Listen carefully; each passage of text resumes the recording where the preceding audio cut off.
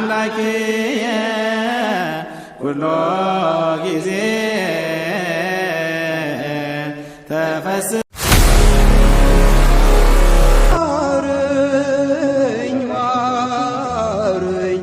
ማረኝ በመኪያዬ አርጅቻለሁና ኃጢአት በዝኩዬ በኃጢአት በዝኩዬ ማረኝ ማረኝ ማረኝ በመኪያዬ አርጅቻለሁ እኔስ በኃጢአት በዝኩዬ በኃጢአት በዝኩዬ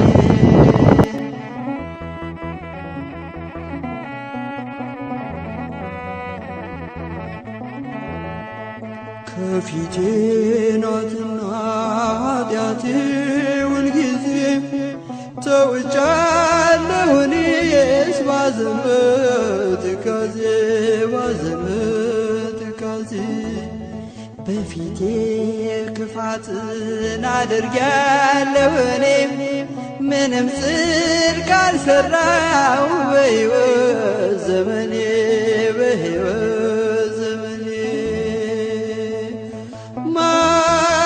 ማረኝ ማረኝ ማረኝ በመኪያዬ አርጅቻለሁና በኃጢአት በዝኩዬ በኃጢአት በዝኩዬ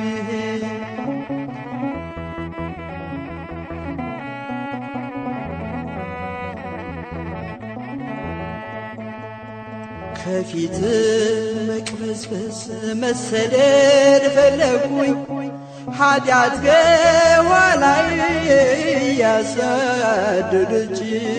እያሳደደችኝ ወዴት ሄዳለሁ መሸሸጊያም የለኝ ምሕረት መጠጊያ ዋሻ ካልሆነችኝ ዋሻ ካልሆነችኝ ማረኝ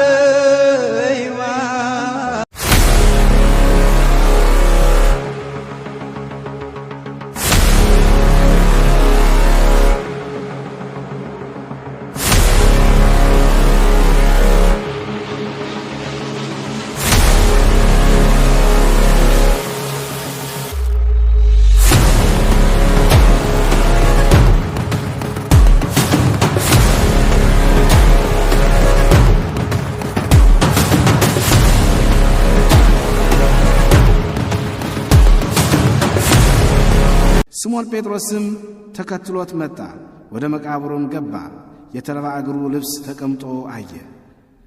ደግሞም በራሱ የነበረው ጨርቅ ለብቻው በአንድ ስፍራ ተቀምጦ እንደነበረ እንጂ ከተልባ እግሩ ልብስ ጋር ተቀምጦ እንዳልነበረ አየ።